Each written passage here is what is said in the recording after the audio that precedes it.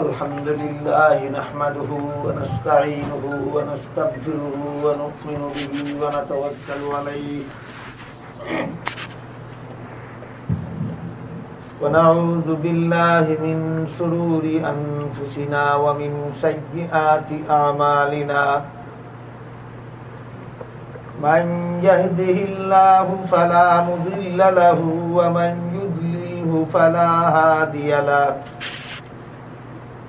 ونشهد أن لا إله إلا الله وحده لا شريك له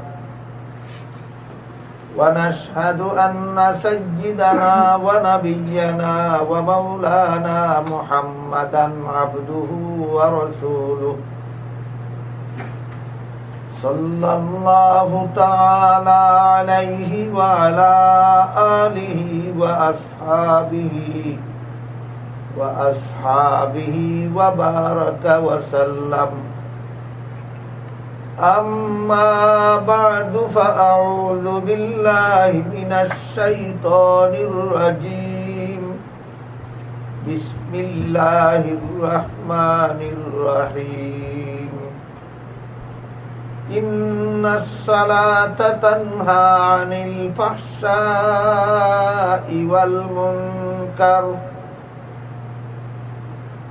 وقال رسول الله صلى الله عليه وسلم الصلاة مفتاح الجنة أو كما قال عليه الصلاة والسلام حضرات علماء کرام محترم হাজিরিন আমরা মুসলমান হিসাবে প্রত্যেকেরই জানা থাকার কথা যে হাদিস শরীফে রাসূল করিম সাল্লাল্লাহু আলাইহি ওয়াসাল্লাম বলেছেন ইসলাম ধর্মের ভিত্তি পাঁচটা কলেমা স্বীকার করা নামাজ কায়েম করা রমজান মাসে রোজা রাখা ধনীদের যাকাত দেওয়া সামর্থ্যবানদের হজ করা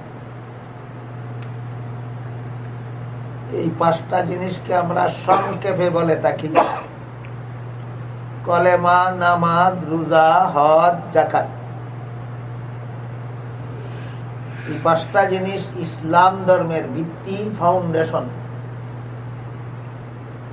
আমার মনে হয় এই কথাটা জানে না এমন কোন মুসলমান হতে পারে মুসলমান হিসাবে আমাদের সকলেরই এই কথাটা জানা থাকার কথা যে ইসলাম ধর্মের ভিত্তি পাঁচটা কলেমা নামাজ রোজা হজ যাকাত এখানে একটা আলোচনা হইল যে এই পাঁচটা জিনিসকে ইসলাম ধর্মের ভিত্তি কেন সাব্যস্ত করা হয় এই আলোচনাটা সবিস্তারে করার মতো সময় এখন আমার হাতে নাই আমি আজকের মতো শুধু নামাজকে কেন ইসলামের ভিত্তি সাব্যস্ত করা হলো এবং নামাজ কায়েম করা যে বলা হয়েছে নামাজ কায়েম কিভাবে হয় এই দুইটা কথা আজকে আপনাদের সামনে আলোচনা করতে চাই একটা হলো নামাজকে ইসলামের ফাউন্ডেশন সাব্যস্ত করা হলো কেন আর একটা হলো আল্লাহ যে কোরআনে বারবার বলেছেন আকিমুস সালাহ নামাজ কায়েম করো নামাজ কায়েম হয় কিভাবে এই দুইটা কথাই আজকে আমি আপনাদের খেদমতে আরজ করতে চাই আশা করি মনোযোগ সহকারে আপনারা শোনার বোঝার চেষ্টা করবেন আর কুরআন হাদিসের সহি শুদ্ধ কথা যা বুঝে আসে তা আল্লাহ আপনাদের আমাদের সবাইকে সঠিকভাবে পালন করার তৌফিক দান করুন আমিন মানুষের মনটা হলো কৃষকের ক্ষেতের মতো কৃষক যদি খেতে ফসল ফলাতে চায় তাহলে সেখানে চাষ করতে হয়, আবাদ করতে হয়, ফসলের চারা লাগাতে হয়, আগাছা পরিষ্কার করতে হয়, পানি সেচ করতে হয়, প্রয়োজনে সার গোবর দিতে হয়। কিন্তু কোন কৃষক যদি তার খেতে ফসল ফলায় না, তাহলে আগাছা ফলাইতে হয় না, আগাছা অটোমেটিকলি ফলে। এই উদাহরণটা বুঝলে আমাদের মনের অবস্থাটা বোঝা সহজ হবে। আপনি যদি আপনার ক্ষেতে ফসল ফলাতে চান তাহলে এখানে চাষ করতে হবে, আর চাষ না করলে আগাছা এমনিই ফলে, চাষ করতে হয় না। কথা বুঝে থাকলে বলুন, আগাছা ফলাইতে হয় না এমনিই ফলে? আগাছা এমনিই ফলে, ফসল এমনিই ফলে না, ফলাইতে হয়। ঠিক এই অবস্থা মানুষের মনের। মানুষের মনের মধ্যে কতগুলি কুস্বভাব আগাছার মতো গজায়, এমনিই ফলে, আর কতগুলি সুস্বভাব আছে। এইগুলি যদি মনের মধ্যে ফলাইতে হয় তাহলে মনের পিছনে মেহনত করতে হয়। এই সুস্বভাবগুলি হলো জান্নাতে যাওয়ার ব্যবস্থা, আর কুস্বভাবগুলি হলো জাহান্নামে যাওয়ার ব্যবস্থা। ন্যাচারাল ভাবে মানুষের মনের মধ্যে যে সমস্ত কুস্বভাব জন্মে, এগুলি যদি পরিষ্কার করে না, তার মনের কুস্বভাবগুলি নিশ্চিত তাকে জাহান্নামে পৌঁছায় দিবে। মনের কুস্বভাবগুলি শক্তি প্রয়োগ করে, বল প্রয়োগ করে, চেষ্টা করে অপসারণ করতে হয়। যেভাবে ক্ষেতের আগাছা চেষ্টা করে পরিষ্কার করতে হয়, তারপরে ক্ষেতের মধ্যে যেভাবে কতগুলি ফসলের চারা ফলাইতে হয়, তেমনি ভাবে চেষ্টা করে মনের মধ্যে কিছু সুস্বভাব অর্জন করতে হয়। যে সমস্ত কুস্বভাব মানুষের মনের মধ্যে এমনিতেই ফলে, এর মধ্যে উল্লেখযোগ্য কুস্বভাব আছে 5টা, প্রসিদ্ধ কুস্বভাব আছে 5টা। প্রত্যেকটা কুস্বভাব মানুষকে জাহান্নামের পথে টেনে নিয়ে যায়। এই 5টা কুস্বভাবকে মন থেকে অপসারণ করে তাকে জান্নাতের পথে পরিচালনা করার জন্য এই 5টা কুস্বভাবের বিপরীতে এই 5টা জিনিসকে ইসলামের স্তম্ভ সাব্যস্ত করা হয়েছে। কলেমার দ্বারা একটা কুস্বভাব দূর হয়, নামাজের দ্বারা আরেকটা কুস্বভাব দূর হয়, রোজার দ্বারা আরেকটা কুস্বভাব দূর হয়, হজের দ্বারা আরেকটা কুস্বভাব দূর হয়, যাকাতের দ্বারা আরেকটা কুস্বভাব দূর হয়। তখন মানুষ জাহান্নাম থেকে বেঁচে জান্নাতের পথের যাত্রী হতে পারে। এই কারণে আল্লাহ এই 5টা জিনিসকে ইসলামের স্তম্ভ সাব্যস্ত করেছে। কোন কুস্বভাব কলেমার দ্বারা দূর হয়, কোন কুস্বভাব রোজার দ্বারা দূর হয়, কিভাবে দূর হয়, কোন কুস্বভাব যাকাতের দ্বারা দূর হয়, কিভাবে দূর হয়, কোন কুস্বভাব হজের দ্বারা দূর হয়, কিভাবে দূর হয়, সবগুলি একদিনে আলোচনা করার মতো নয়। এজন্য আজকের মতো আমি শুধু নামাজের দ্বারা মানুষের মনের কোন কুস্বভাব দূর হয় এবং কিভাবে দূর হয়, এই কথাটা আপনাদের সামনে তুলে ধরতে চাই প্রথমে। তারপরে আমরা বুঝার চেষ্টা করব, আমরা তো অনেকেই নামাজ পড়ি, আমাদের কুস্বভাব দূর হয় না কেন? তাহলে নামাজ কিভাবে পড়লে কুস্বভাব দূর হয়, এটা দ্বিতীয় পর্যায়ে আপনাদের সামনে আলোচনা করা হবে। আজকে ইসলামের পঞ্চস্তম্ভের 5টা ফাউন্ডেশনের সবগুলির আলোচনা হবে না, আজকে শুধু নামাজ সম্পর্কে আলোচনা হবে। নামাজ মানুষের মনের কোন কুস্বভাব দূর করে এবং কিভাবে নামাজ পড়লে, এই দুইটা কথা আজকে আলোচনা হবে। যেভাবে নামাজ পড়লে মানুষের মনের কুস্বভাব দূর হয়, সেইভাবে নামাজ পড়লে নামাজ কায়েম হয়। যেভাবে নামাজ পড়লেও সারা জীবন ভর নামাজ পড়ে অথচ সারা জীবনই কুস্বভাব থাকে, এটাকে নামাজ পড়া বলা যেতে পারে, নামাজ কায়েম করা বলা যায় না। কোরআনের বহু আয়াতে আল্লাহ বলেছেন নামাজ কায়েম করো, কায়েম করো, কায়েম করো। একটা আয়াতেও আল্লাহ বলেননি নামাজ পড়ো। অথচ আপনারা লক্ষ্য করলে দেখতে পাবেন নামাজের শুরু থেকে শেষ পর্যন্ত শুধু পড়া আর পড়া। আল্লাহু আকবার বলে যে নামাজ শুরু হলো, সুবহানাকা পড়বেন, আউযুবিল্লাহ পড়বেন, বিসমিল্লাহ পড়বেন, সূরাতুল ফাতিহা পড়বেন, অন্য সূরা পড়বেন, রুকুতে গিয়ে তাসবিহ পড়বেন, সেজদায় গিয়ে তাসবিহ পড়বেন, বসে আত্তাহিয়াত পড়বেন, দুরূদ শরীফ পড়বেন, দোয়া মাসুরা পড়বেন, সালাম ফিরাবেন। পড়া আর পড়া। নামাজের শুরু থেকে শেষ পর্যন্ত শুধু পড়া আর পড়া। কিন্তু একটি আয়াতে আল্লাহ বলেননি নামাজ পড়ো, সবগুলি আয়াতে আল্লাহ বলেছেন নামাজ কায়েম করো। এখান থেকে আমরা অনেক নামাজীরা ভুলের শিকারে পরিণত হয়েছে। আমরা মনে মনে খুব শান্তি, খুব নিশ্চিন্ততা উপলব্ধি করি আমি তো নামাজ পড়তেই আছি, অথচ আল্লাহ একবারও বলেননি নামাজ পড়ো, আল্লাহ বারবার বলেছেন নামাজ কায়েম করো। আমি নামাজ পড়ি এতে আমি তৃপ্ত, কিন্তু আল্লাহ বলেন নামাজ কায়েম করো। কায়েম কাকে বলে কোনোদিন চিন্তাও করি না, বোঝার চেষ্টাও করি না। এই জন্য সারা জীবন ভর নামাজও পড়ি, সারা জীবন ভর আমার কুস্বভাব থাকে। তাই আমরা প্রথমে বোঝার চেষ্টা করি কোন কুস্বভাবটা নামাজের দ্বারা দূর হয়, নামাজ পড়লে দূর হয় না নামাজ কায়েম করলে দূর হয়, এই দুইটা কথা।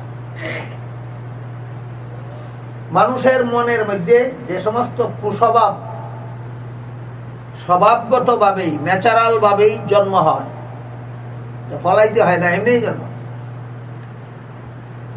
এই সমস্ত কুস্বভাব মানুষকে জাহান্নামের পথে নিয়ে যায়। এর মধ্যে একটা উল্লেখযোগ্য কুস্বভাবের নাম অহংকার। উল্লেখযোগ্য একটা কুস্বভাবের নাম অহংকার। হাদিস শরীফে রাসূল করিম সাল্লাল্লাহু আলাইহি ওয়াসাল্লাম বলেন, যার অন্তরে সরিষার বিন্দু পরিমাণ অহংকারও থাকবে তাকে ও জাহান্নামে যেতেই হবে। সারা জীবন ভর নামাজ পড়লেও, সারা জীবন ভর রোজা রাখলেও, সারা জীবন ভর হজ করলেও, নামাজ পড়লো কিনা পড়লো না, রোজা রাখলো কিনা রাখলো না, হজ করলো কিনা করলো না, এটার কোনো হিসাব নাই। বিন্দু সরিষার বিন্দু পরিমাণ অহংকার অন্তরে আছে, তুমি যত বড় নামাজি হও তোমাকে জাহান্নামে যেতে হবে। এই কুস্বভাব মনের মধ্যে যত কুস্বভাব জাগ্রত হয় মানুষকে জাহান্নামে নিয়ে যাওয়ার মতো, এর মধ্যে একটা উল্লেখযোগ্য কুস্বভাবের নাম হলো অহংকার। এই অহংকার কুস্বভাবকে অন্তর থেকে পরিষ্কার করার ব্যবস্থা হিসাবে আল্লাহ নামাজকে ইসলামের স্তম্ভ সাব্যস্ত করে দিয়েছে। আমাদের বর্তমান সমাজে যারা এই মনের কুস্বভাব অহংকার নামাজের দ্বারা দূর করার কোনো ফিকিরে নাই, কোনো চেষ্টায় নাই, কোনো তদবিরে নাই, কোনো কল্পনাও নাই,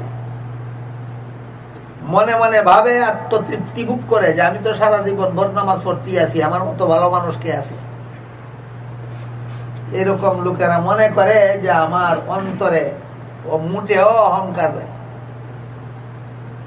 মুফাসসিরিনে কেরাম লিখেছেন, তোমার অন্তরে অহংকার আছে কি নাই এটা তুমি বলতে পারবে। যেমন ভাবে বিভিন্ন রকমের শারীরিক রোগ আছে, এই রোগগুলি যার শরীরে জন্ম হয় সে বলতে পারে না, ডাক্তার পরীক্ষা নিরীক্ষা করে ধরতে পারে কার শরীরে কোন রোগ আছে। ঠিক তেমনি ভাবে অহংকার আত্মার একটা রোগ, শরীরের রোগ নয়, আত্মার রোগ। শরীরের রোগের যদি চিকিৎসা না করা হয় শরীর ধ্বংস হইয়া যায়, আত্মার রোগের যদি চিকিৎসা না করা হয় সেই আত্মা জাহান্নামী হইয়া যায়। শরীরের রোগের চিকিৎসা না করলে জাহান্নামী হবে না, বড় জোর লোকটা মারা যাবে, কিন্তু আত্মার রোগের চিকিৎসা না করলে মরবে না, কিন্তু জাহান্নামে যেতে হবে। বুঝে থাকলে বলুন তো কোন রোগটা বেশি মারাত্মক? শরীরের রোগ বেশি মারাত্মক, আত্মার রোগ বেশি মারাত্মক। শরীরের রোগের চিকিৎসা না করলে বড় জোর মারা যাবে, এরপরে তো আর কিছু নাই। কিন্তু আত্মার রোগের চিকিৎসা না করলে মারা যাবে না, জাহান্নামে যেতেই হবে। এই অহংকার হলো আত্মার একটা রোগ। রুগী টের ভাবে রোগ আছে কি নাই, না চিকিৎসকে ধরবে? আমার কথা বুঝে থাকলে বলো। হ্যাঁ, রুগী টের পাবে না, তুমি বুঝতে পারবে না তোমার মনে অহংকার আছে কি নাই। এই সমস্ত রোগের, আত্মার রোগের চিকিৎসা যারা করে তারা ধরতে পারবেন, তোমার পরীক্ষা নিরীক্ষা করলেই তোমার কাছে ধরা পড়বে তোমার অন্তরে অহংকার আছে কিনা। আমি আজকের মতো আপনারা নিজেরা পরীক্ষা করার মতো একটা ব্যবস্থা দিই। আমি নিজেও একজন ডায়াবেটিস রোগী। ডাক্তার আমাকে বলছে যে আমাদের দ্বারা আপনার ডায়াবেটিস কদিন পরীক্ষা করাইবে, মেশিন নিয়ে যান, নিজেই পরীক্ষা করতে পারবে। আছে না গ্রহণ রোগী মেশিন দিয়া নিজেই নিজের ডায়াবেটিস কি পরিমাণ পরীক্ষা করতে পারে। এইরকম একটা ব্যবস্থা আজকের মতো আমি আপনাদের কাছে দিয়া দেই। আপনার অন্তর অহংকার আছে কি না, থাকলে কি পরিমাণ আছে নিজেই পরীক্ষা করতে পারে। পরীক্ষা করে আর কারো কাছে যেতে হবে না, নিজে নিজেই টের পাবেন আপনার আত্মার মধ্যে অহংকার আছে কি না, থাকলে কি পরিমাণ আছে। রাসূলের হাদিসটা মনে থাকলে বলুন তো, জাহান্নামে যাওয়ার জন্য অহংকার কি পরিমাণ থাকা দরকার? সরিষার বিন্দু পরিমাণ অহংকার থাকাটাই জাহান্নামে যাওয়ার জন্য যথেষ্ট। মুফাসসিরিনে কেরাম লিখেছেন, তোমার আত্মার মধ্যে অহংকার আছে কিনা কিভাবে পরীক্ষা করবা? একা একা নিরিবিলি শান্ত মনে বসে তোমার মনকে তুমি নিজে জিজ্ঞাসা করো যে তোমার মধ্যে কোনো গুণ আছে কিনা। মন যদি সচেতন হয় অবশ্যই নিজের মন থেকে জবাব আসবে যে আমার মধ্যে অনেকগুলি গুণ আছে। আমি মুখে কথা বলতে পারি, এটা আমার একটা গুণ। আমি চোখে দেখতে পারি, এটা আমার একটা গুণ। আমি কানে শুনতে পারি, এটা আমার একটা গুণ। আমি হাতে ধরতে পারি, এটা আমার একটা গুণ। আমি পায়ে চলতে পারি, এটা কি একটা দোষ? কি বলে? গুণ। মন যদি সচেতন হয়, মন থেকে জবাব আসবে আমার মধ্যে অনেকগুলি গুণ আছে।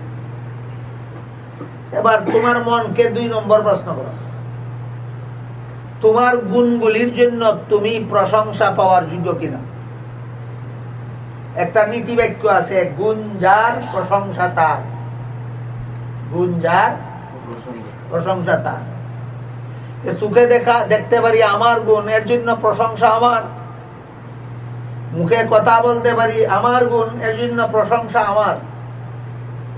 কানে শুনতে পারি, যে আমার গুণ, এই জন্য প্রশংসা আমার। এইরকম জবাব যদি মন থেকে আসে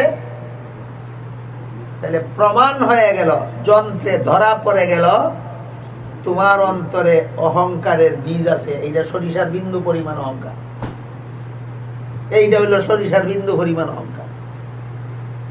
আমার চোখে দেখার গুণের জন্য আমি প্রশংসা পাওয়ার জন্য, আমার কানে শোনার গুণের জন্য আমি প্রশংসা পাওয়ার জন্য, আমি মুখে কথা বলতে পারার গুণের জন্য আমি প্রশংসা পাওয়ার যোগ্য, যদি মন থেকে এমন জবাব আসে তাহলে প্রমাণ হয়ে গেল, ধরা পড়ে গেল তোমার অন্তরে অহংকারের বীজ আছে। তাই আমার অন্তরে অহংকার নাই ধরা পড়বে কিভাবে? মন থেকে যদি জবাব আসে আমার চোখে দেখার গুণ আমার নয়, আল্লাহর দান,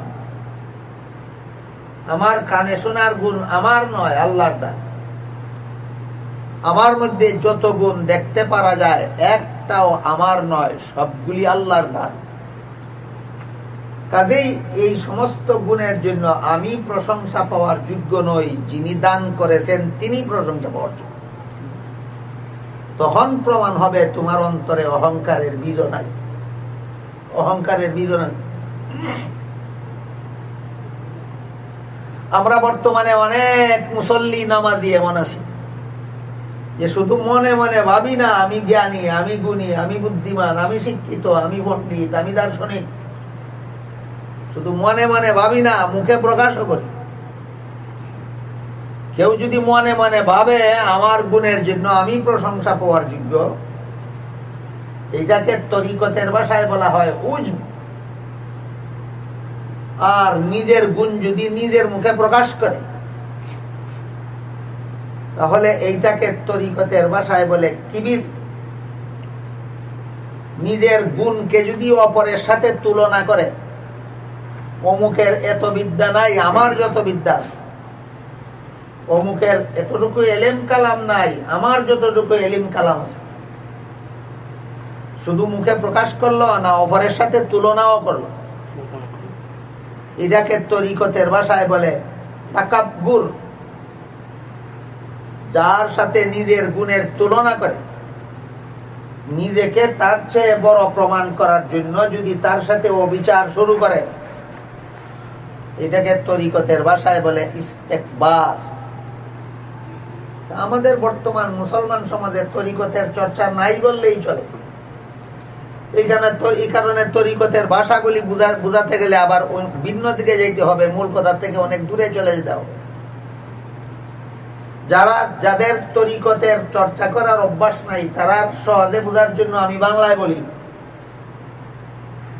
অহংকারের 4টা স্তর আছে।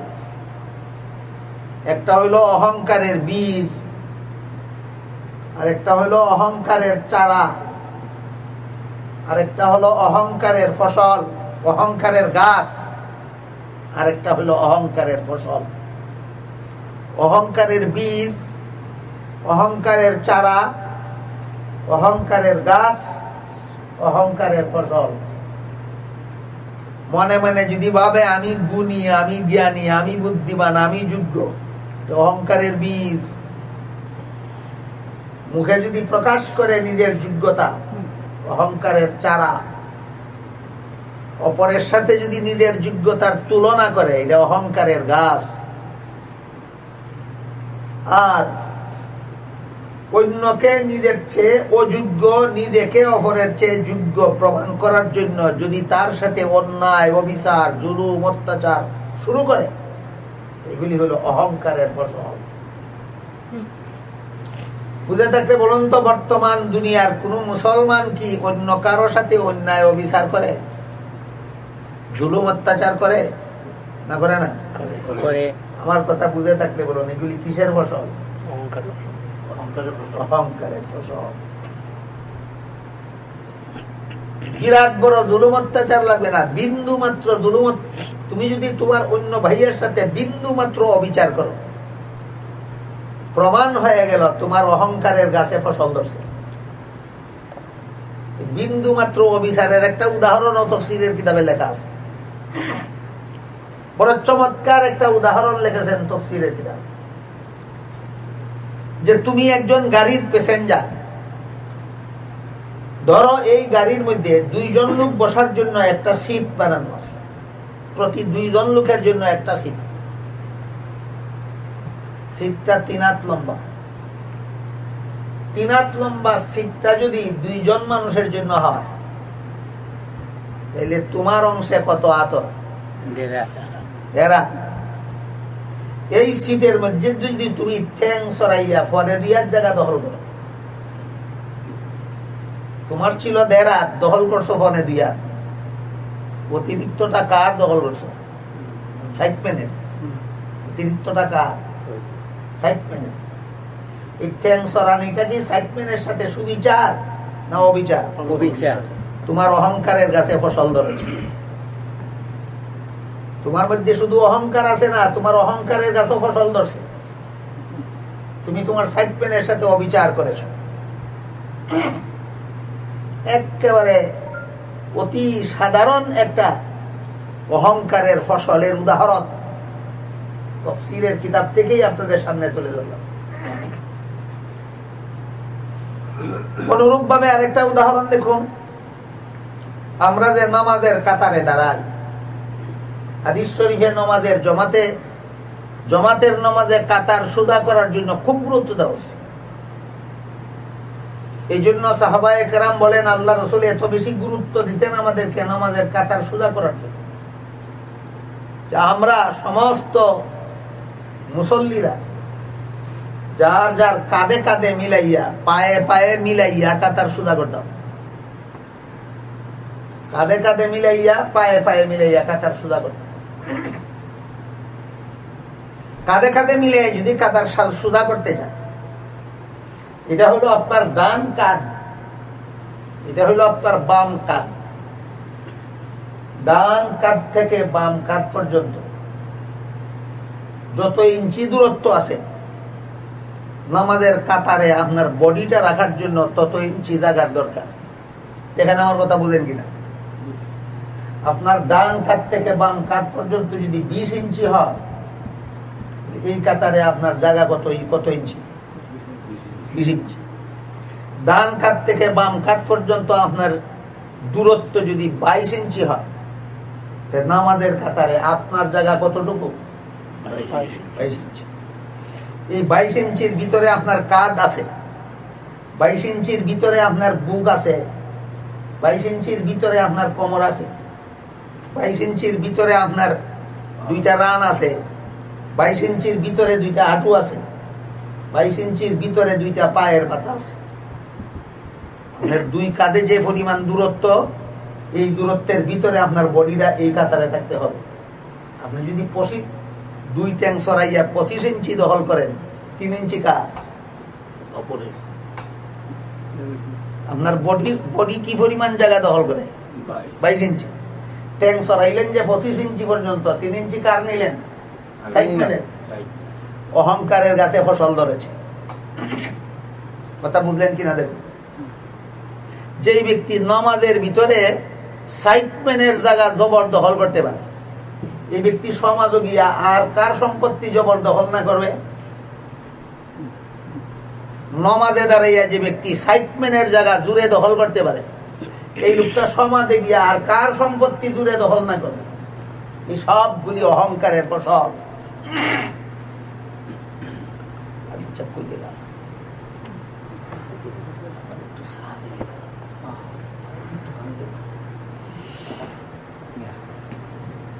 এবার বলুন তো, বর্তমান মুসলমানের সমাজে একে অপরের প্রতি অবিচার কেউ করে কিনা?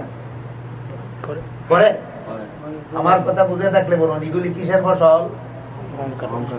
অহংকারের ফসল। তাহলে অহংকারের সর্বমোট স্তর হইল 4টা। একটা অহংকারের বীজ, একটা অহংকারের চারা, একটা অহংকারের গাছ, একটা অহংকারের ফসল। মনে মনে যদি নিজেকে নিজে গুণী ভাবে, আমি গুণী, বলুন তো এটা অহংকারের কি বীজ? মুখে যদি নিজের গুণ প্রকাশ করে, আমি জ্ঞানী, আমি গুণী, এটা অহংকারের চারা। নিজের গুণকে যদি অপরের সাথে তুলনা করে, এটা অহংকারের গাছ। যার সাথে নিজের গুণের তুলনা করে, তার সাথে যদি অবিচার করে, অবিচারটা হইল অহংকারের। এই জন্য হাদিস শরীফে আল্লাহ রাসূল বলেছেন, অহংকারের বীজ যার অন্তরে থাকবে তারও জাহান্নামে যেতে হবে। এখন যদি আমি সারা জীবন ওই নামাজ পড়ি, সারা জীবন ওই নিজে গুণী মনে করি, সারা জীবন ভর নামাজ পড়েও জাহান্নামে যেতে হবে। কেন? আমার নামাজ কায়েম হইছে না, আমার নামাজ পড়া হইছে। আমি নামাজ পড়ি, নামাজ কায়েম করি না। এই কারণে নামাজের দ্বারা যদি অহংকার মুক্ত অন্তর গড়তে হয়, তাহলে জীবনভর গতানুগতিক ভাবে নামাজ পড়ে গেলেই চলবে না, নামাজ কায়েম করতে হবে। কোরআনের একটি আয়াতেও আল্লাহ বলেননি নামাজ পড়ো, সবগুলি আয়াতে আল্লাহ বলেছেন নামাজ কায়েম করো, নামাজ প্রতিষ্ঠা করো। এবার আমরা বোঝার চেষ্টা করব। অনেক মুসল্লি এমনও আছে যারা এমন প্রশ্নও করে যে আল্লাহ তো কোরআনের আয়াতে বলেছেন নামাজ নামাজিকে সব রকমের গুনাহ থেকে বাঁচায়। এই আয়াতটাই আমি আজকে আপনাদের সামনে তিলাওয়াত করেছি। আল্লাহ বলেন ইন্নাস সালাতা তানহা আনিল ফাহশাই ওয়াল মুনকার, নিশ্চয়ই নামাজ নামাজিকে সব রকমের গুনাহ থেকে বাঁচায়। নামাজ নামাজিরে কোনো গুনাহ করতে দেয়। আপনারা বলুন তো, বর্তমান সমাজে এমন মুসলমান আছে কিনা যে মুসলমান নামাজও পড়ে সুদের কারবারও করে, নামাজও পড়ে ঘুষও খায়, নামাজও পড়ে মদও খায়, নামাজও পড়ে গাঞ্জাও খায়, নামাজও পড়ে মিথ্যা কথাও বলে, নামাজও পড়ে মিথ্যা সাক্ষীও দেয়, নামাজও পড়ে মিথ্যা মামলাও করে, নামাজও পড়ে মানুষের উপর জুলুম অত্যাচারও করে। তাহলে আল্লাহ যে কোরআনে বললেন নামাজ নামাজিরে সব গুনাহ থেকে ফিরায়, কোন একটা গুনাহও করতে দেয় না, আমার নামাজ আমাকে কোন গুনাহ থেকে ফিরাইলো না কেন? এই প্রশ্ন অনেক মুসল্লিরা করে। আপনারা কি মনে করেন এমন নামাজি বর্তমান মুসলমান সমাজে পাওয়া যাবে যারা নামাজ পড়ে জীবন ভর গুনাহ করে? না, পাওয়া যাবে না।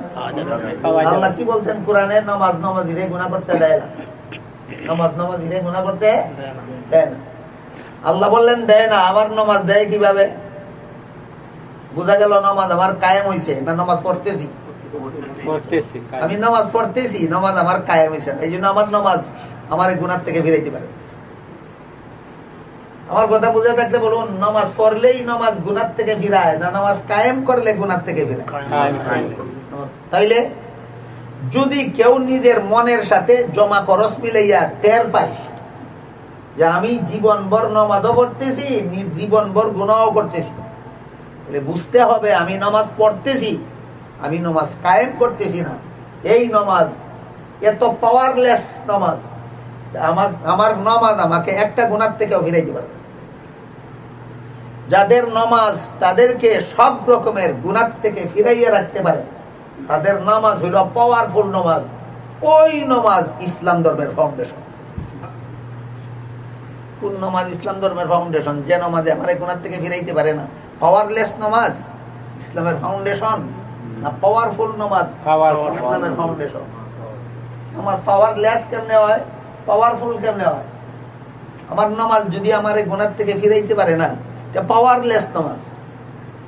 আমার নামাজ যদি আমাকে সমাজের প্রচলিত সকল গুনাহ থেকে ফিরাতে পারে, এটা পাওয়ারফুল নামাজ। এই নামাজ ইসলামের ফাউন্ডেশন। এই নামাজ যে ধর্মে আছে, এই ধর্ম শান্তির ধর্ম।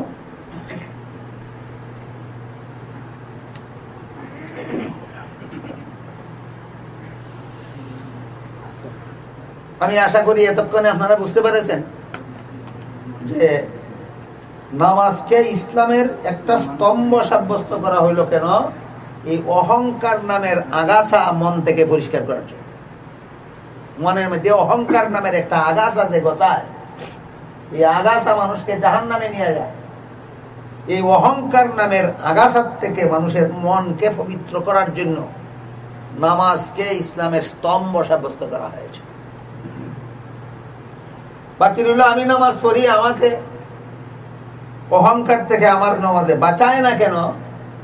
এটা আমার নামাজ, এটা পড়ি, নামাজ কায়েম করি না। আমার নামাজ এটা পাওয়ারলেস নামাজ, পাওয়ারফুল নামাজ নয়। এই জন্য আমার নামাজ আমাকে ইসলাম যে কারণে নামাজকে আল্লাহ যে কারণে নামাজকে ইসলামের ফাউন্ডেশন করে দিয়েছিলেন, সেই কারণ আমার মধ্যে এখনো আসেনি। এতটুকু কথা, যে এতক্ষণ পর্যন্ত যে কথাগুলি আমি বললাম আপনারা বুঝে থাকলে বলুন তো, আমরা যেভাবে নামাজ পড়তেছি এইভাবে নামাজ পড়লেই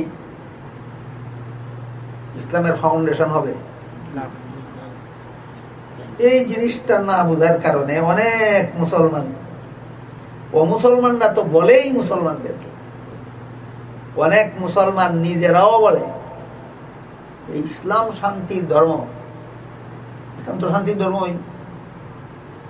সারা দুনিয়াতে ফোনে 200 কোটি মানুষের ধর্ম ইসলাম, প্রায় 200 কোটি মানুষের ধর্ম ইসলাম।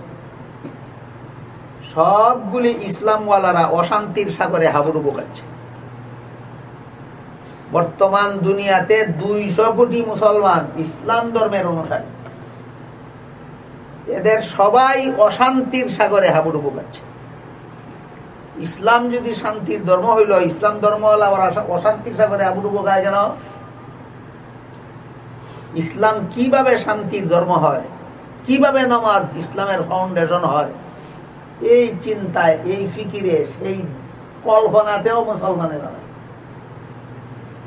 এই কারণে যে নামাজ শান্তির ধর্মের ফাউন্ডেশন ছিল, সেই নামাজ মুসলমানেরা ছেড়ে দিয়েছে। এই কারণে নাম কাওয়াস্তে ইসলাম, নাম কাওয়াস্তে মুসলমান। এই ইসলাম, এই মুসলমানের দুনিয়াতে শান্তি হওয়ার কথা নয়, আখেরাতেও শান্তি হওয়ার কথা নয়। কাজে আমার কথা বুঝে থাকলে বলুন তো, আমাদের নামাজটা কি সংশোধন করার দরকার আছে? আমরা যে নামাজ পড়ি এইভাবে পড়তে থাকলে হবে না, কায়েম করতে হবে।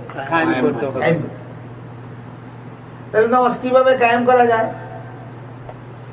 যখন আল্লাহ কোরআনের এই আয়াতটা নাজিল করলেন, ইন্নাস সালাতা তানহা আনিল ফাহশাই ওয়াল মুনকার, নিশ্চয় নামাজ নামাজীকে সব রকমের গুনাহ থেকে ফিরায়, বাঁচায়। তখন এই আয়াতটা যখন আল্লাহ নাজিল করলেন, এই আয়াতটা নাজিল করার একটা প্রেক্ষাপট আছে, একটা অবস্থার প্রেক্ষিতে আল্লাহ আয়াতটা নাজিল করেছিলেন। অবস্থাটা কি ছিল? রাসূল করিম সাল্লাল্লাহু আলাইহি ওয়াসাল্লামের যুগে একটা মানুষ নতুন মুসলমান হয়েছে। এই নতুন মুসলমানটা মুসলমান হওয়ার পরে যখন জানতে পারলো যে একজন মুসলমানের জন্য সবচেয়ে বড় ইবাদত হইল নামাজ, এই জন্য সে 5 বেলার নামাজ মসজিদে উপস্থিত হয়ে জামাতের সাথে পড়ে। রাসূলের পিছনে জামাতের সাথে 5 বেলার নামাজ পড়ে। এই লোকটার বিরুদ্ধে অন্যান্য মুসলমানেরা রাসূলের দরবারে বিচার দায়ের করে, ওগো আল্লাহর রাসূল, এই লোকটা নতুন মুসলমান আছে, 5 বেলার নামাজ মসজিদে এসে জামাতের সাথে পড়ে, আর মসজিদ থেকে বের হয়ে যাওয়ার পরে সমাজে যত রকমের গুনার কাজ আছে সবগুলি করে।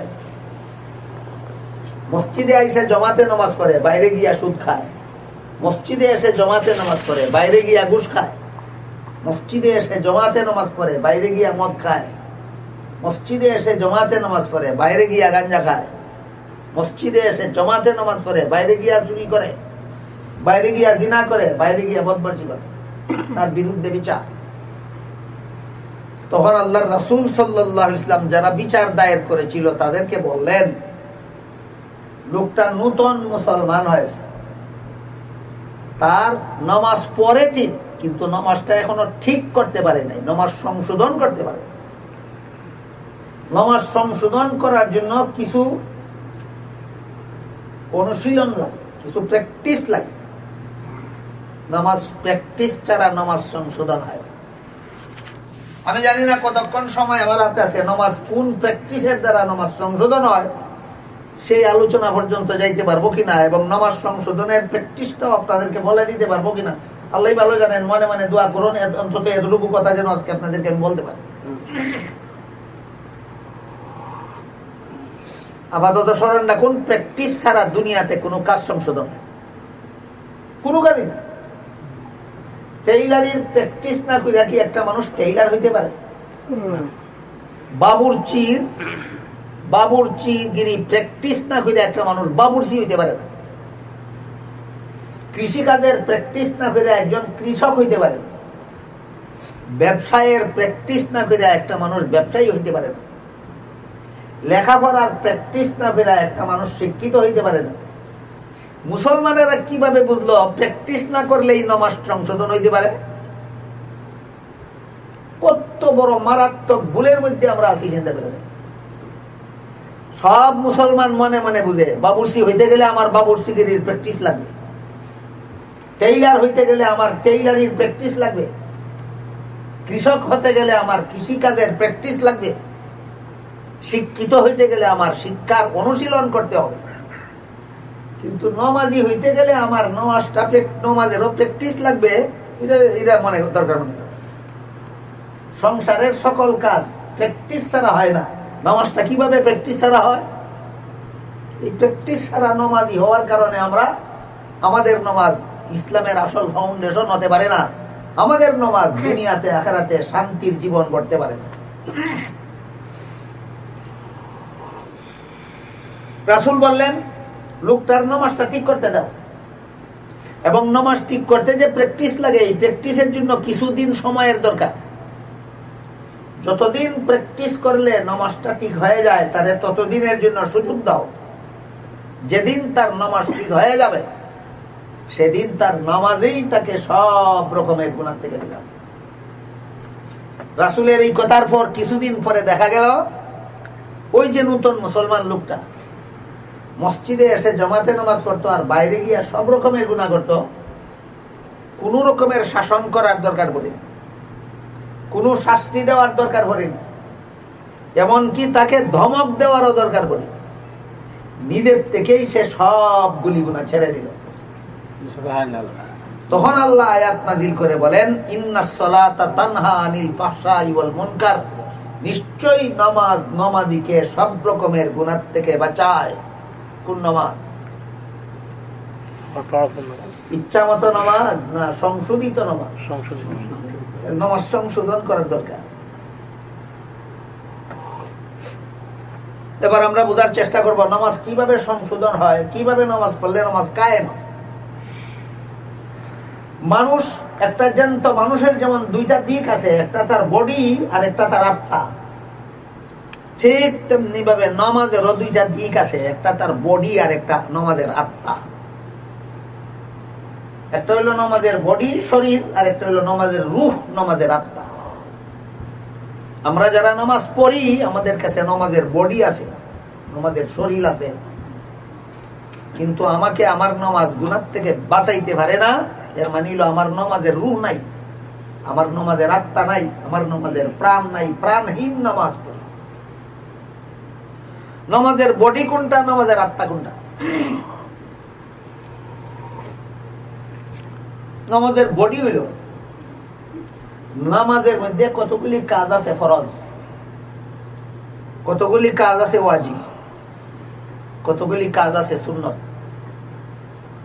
নামাজের যতগুলি ফরজ আছে সবগুলি যদি সঠিকভাবে পালন করা হয়, নামাজে যতগুলি ওয়াজিব আছে সবগুলি যদি সঠিকভাবে পালন করা হয়, নামাজে যতগুলি সুন্নত আছে সবগুলি যদি সঠিকভাবে পালন করা হয়, তাহলে নামাজের বডিটা সংশোধন।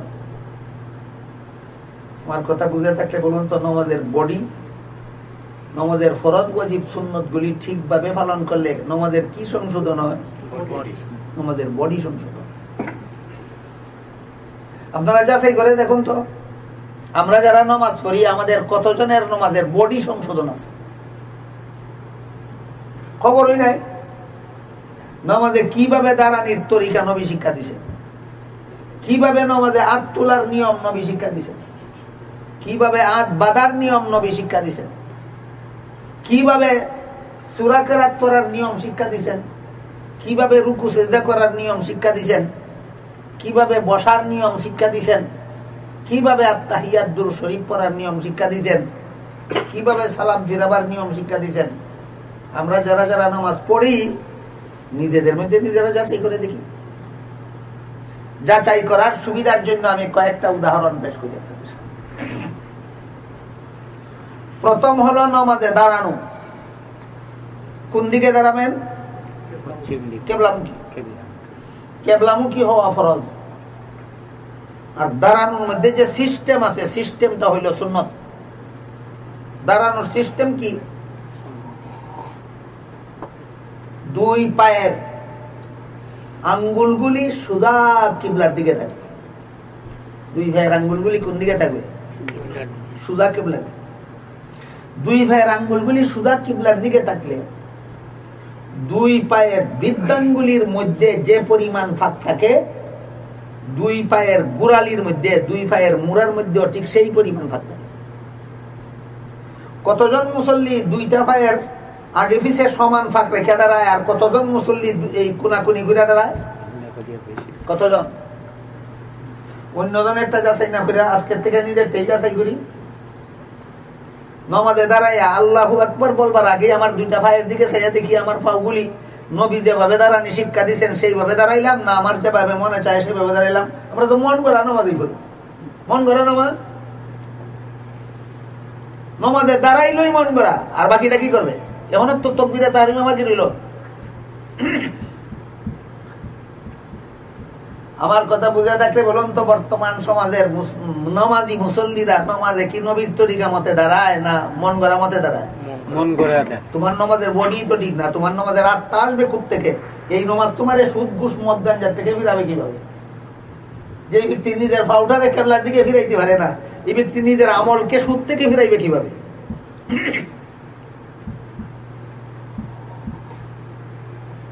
লাগবে কি ট্রেনিং নামাজে? লাগবে। ট্রেনিং ছাড়া নামাজ হয়? নামাজের বডি সংশোধন করার জন্য ট্রেনিং এর দরকার। নামাজ আত্মা সংশোধন করার জন্য আরো কঠিন প্রশিক্ষণ আছে, সেটা গ্রহণ করা দরকার। তখন আমাদের দ্বারা নামাজ কায়েম হবে। ওই নামাজ আমাকে সব রকমের গুনাহ থেকে ফিরাবে। ওই নামাজ ইসলামের ফাউন্ডেশন হবে। ওই নামাজই হবে শান্তির ধর্ম, ইসলামের অনুসারী।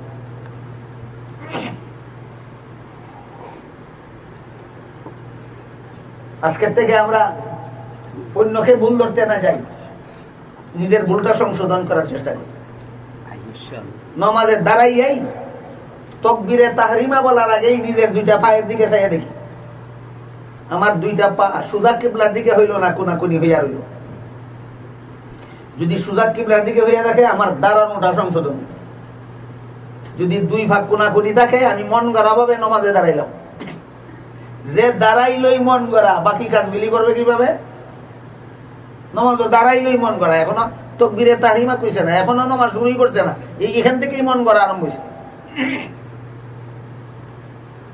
এরপর দুই পায়ের বৃদ্ধাঙ্গুলির মধ্যে যে পরিমাণ ফাঁক, দুই পায়ের গোড়ালির মধ্যেও সেই পরিমাণ ফাঁক করলেই দুনো পায়ের সবগুলি আঙ্গুল কেবলামুখী থাকে। এই ফাঁকের পরিমাণটা কতটুকু হবে?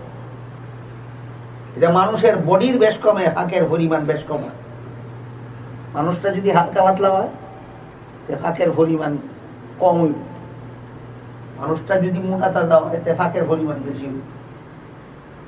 কিন্তু যতই ফাঁকের পরিমাণ বেশি হোক, আপনি যত মোটা মানুষই হন, আপনার চিন্তা করতে হবে আমার বডি কতটুকু জায়গা নিয়ে আছে। আমার বডি যদি দেড়ার জায়গা নিয়ে থাকে, দুই পায়ের কনিষ্ঠাঙ্গুলি দেরাতের ভিতরে থাকতে হবে। দেরাতের ভিতরে থাকলে হয়তো আমার দুই পায়ের মধ্যে বেশির থেকে বেশি আদাত ফাঁক থাকবে, এর বেশি ফাঁক হবে না।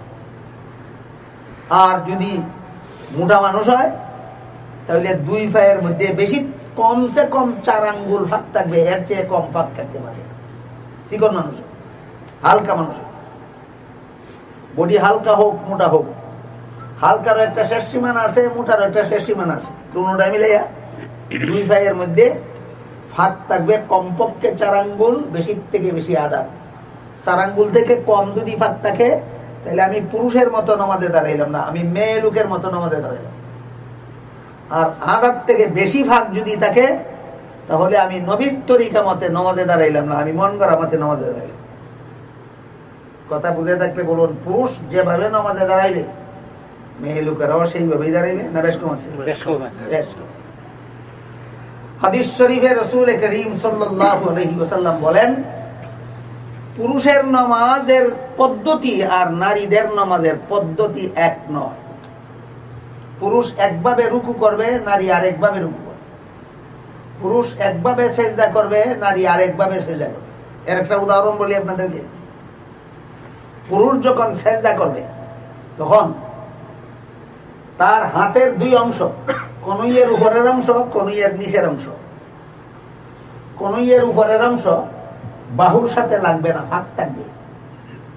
পুরুষ বাহুর নিচের, কনির নিচের অংশ রানের সাথেও লাগবে না, মাটির সাথেও লাগবে না, উভয় দিক থেকে ফাঁক থাকবে।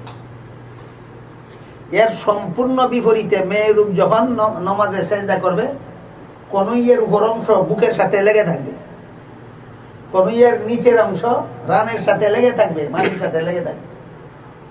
বুঝে থাকলে বলুন তো, পুরুষের নামাজের সেজদা আর নারীর নামাজের সেজদা একরকম না ভিন্ন রকম? ভিন্ন রকম। আমাদের সমাজে কে বা কারা একটা কথা চালাইয়া দিছে, নারী পুরুষের নামাজে কোনো বেশ কম নাই। আল্লাহ জানে কোথায় পেল। রসুল বলেন বেশ কম আছে, তারা বলে বেশ কম নাই। এরা রসুল মানলো কতটুকু? এরা আবার দাবি করে এরা রসুলের হাদিস ছাড়া আর কিছু মানে না। কোন হাদিস পাইলা বেশ কম নাই? কি আশ্চর্য ব্যাপার। হাদিস শরীফে রাসূল করিম সাল্লাল্লাহু আলাইহি ওয়াসাল্লাম বলেন,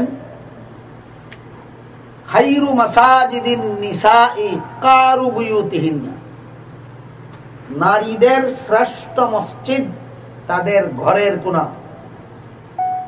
পুরুষ মসজিদে গিয়া জামাতের সাথে নামাজ পড়লে যেই সওয়াব পায়, আল্লাহর রাসূল বলেন নারী ঘরের কোণায় একা নামাজ পড়লে সেই সওয়াব পায়।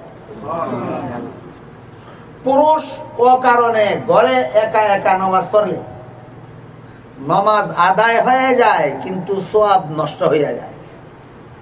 নারীও তার ঘরের বাচ্চা কাচ্চার লুকাফতার ছেড়ে দিয়ে মসজিদে গিয়া জমাতে শারিক হইলে নামাজ হইয়া যায়, কিন্তু সওয়াব নষ্ট হইয়া যায়।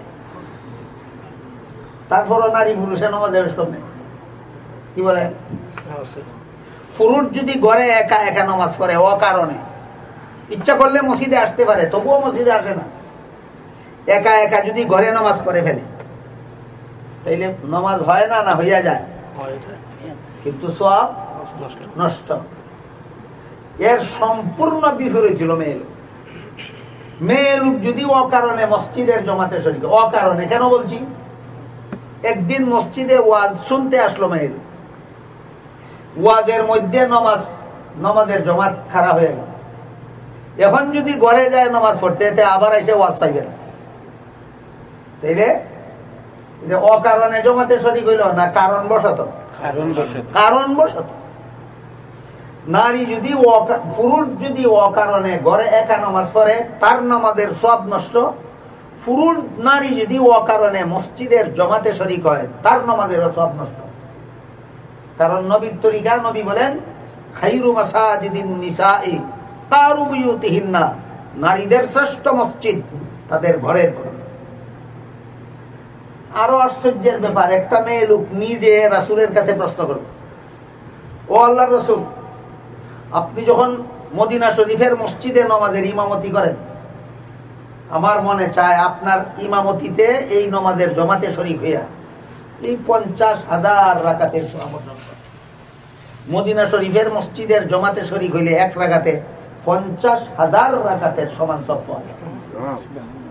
এই সবটা ভাইবার জন্য মেয়ে লোকটা রাসূলের কাছে অনুমতি চাইলো যে আপনার পিছনে নামাজে জমাতে শরীক হইতে চাই।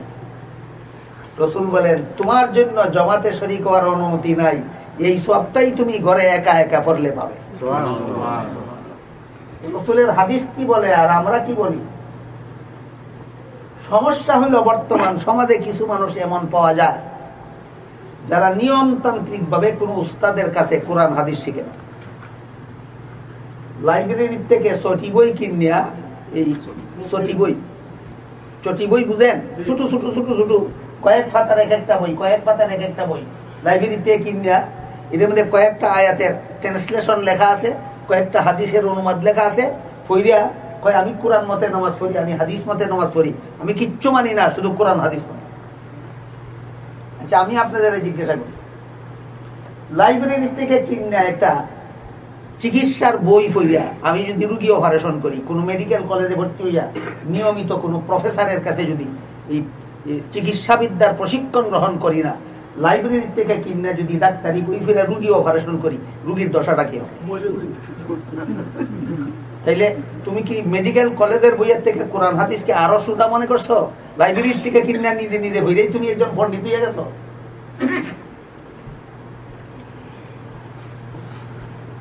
এইরকম কিছু লোকের আবির্ভাব হচ্ছে বর্তমান সমাজ। লাইব্রেরি থেকে কিনে কিছু সতি বই ভরে আর আমি কোরআন মতে নামাজ পড়ি, আমি হাদিস মতে নামাজ পড়ি, অথচ কোন উস্তাদের কাছে নিয়মিত কোরআনও শিখে নাই, হাদিসও শিখে নাই। এদের কোরআন হাদিস জানার অবস্থা বোঝার জন্য আপনাদেরকে একটা গল্প বলি। কিচ্চা কয়, কিচ্চা গল্প। 6টা লোক ছিল অন্ধ, চোখে দেখেন।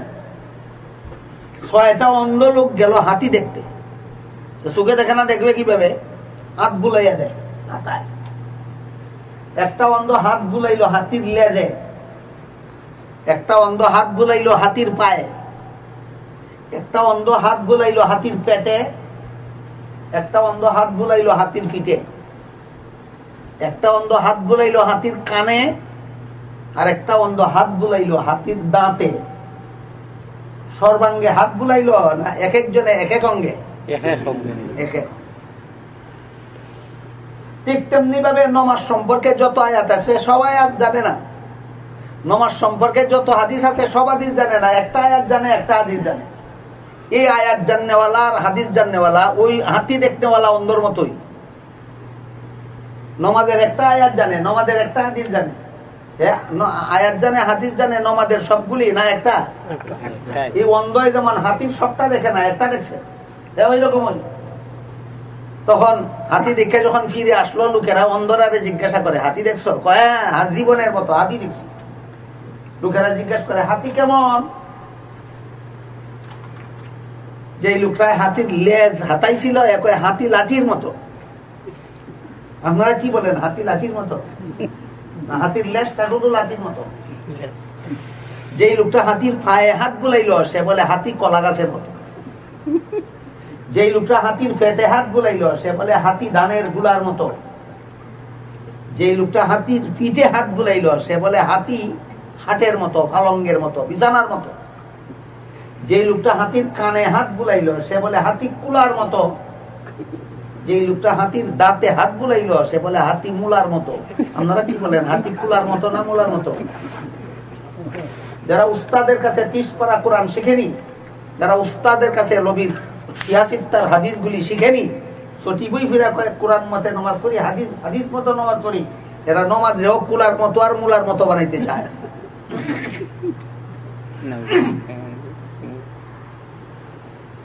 নিজে নিজে কোরআন পড়লে, নিজে নিজে হাদিস পড়লে ওই অন্ধদের হাতি দেখার মতো হবে তোমার নমাজ, অন্ধদের হাতি দেখার মতো হবে তোমার ইসলাম। এই হলো বর্তমান সমাজের নূতন ফিতনার রূপরেখা।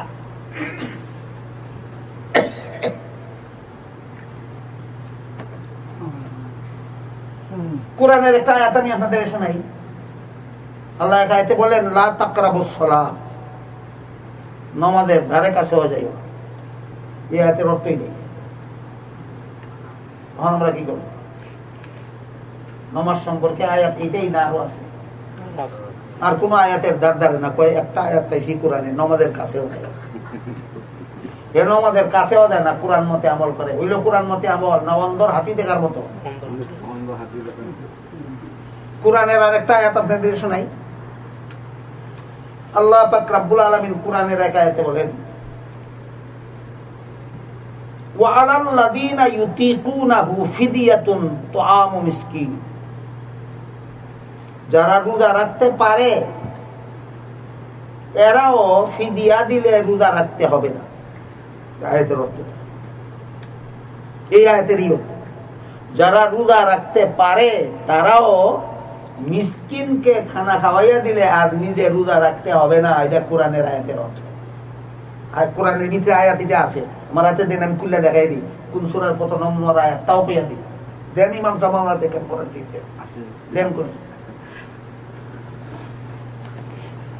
আয়াত পাইয়া যদি রোজা রাখতে পারে অথচ রোজা রাখে না, ফিদিয়া দিয়া দেয়, কি হবে? এটা ইসলাম হবে না ইসলাম নিয়ে তামসা হবে? তামসা হবে। ইসলাম নিয়ে তামসা হইলো কেন? হয়তো কোরআন মতোই আমল করলো। প্রশ্ন হইলো কোরআনে কি আয়াত একটাই না আরো আছে? তুমি তো একটা জানো, বাকিগুলি জানো না। তোমার কোরআন শিক্ষা অন্ধদের হাতি দেখার মতো। কথা বুঝলেন কিনা দেখো, এই লোকটার কোরআন শিক্ষা কিসের মতো? অন্ধদের হাতি দেখার মতো। তুমি একটা আয়াত চাইছো আর বাকি আয়াতগুলি মানবে কে?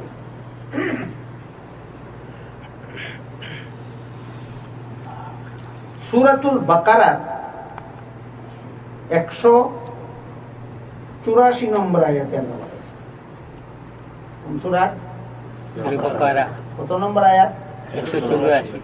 ওয়া আলাল লাযিনা ইউতিকুনাহু ফিদিয়াতুন তুআম মিসকিন। এর অর্থ হলো যারা রোজা রাখতে পারে তারাও রোজা না রেখে মিসকিন খাওয়াইয়া দিলে চলবে। আছে কিনা কথাটা কোরআনে? কোন সূরার কত নম্বর আয়াতে? আজকের থেকে যদি যারা রোজা রাখতে পারে এরাও রোজা না রেখে মিসকিন খাওয়াইয়া দেয় আর বলে আমি কোরআন মতে আমল করি, ওইব কোরআন মতে আমল না কোরআন নিয়ে তামাশা? কোরআন নিয়ে তামাশা কেন? তুমি এক আয়াত শিখছো তাও নিজে নিজে। কোরআন সবটুকু কোন উস্তাদের কাছে শিখো। তোমার ইসলাম আর অন্ধদের হাতি দেখা সমান। কথা বুঝলেন কিনা দেখুন।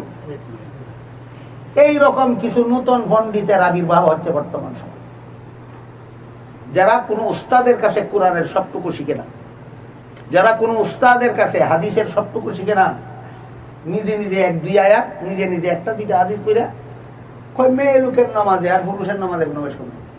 রাসূল হাদিসে বলেছেন বেশ কম। পুরুষ মসজিদে জমাতে নামাজ পড়বে, মেয়ে লোক ঘরে একা একা নামাজ পড়বে।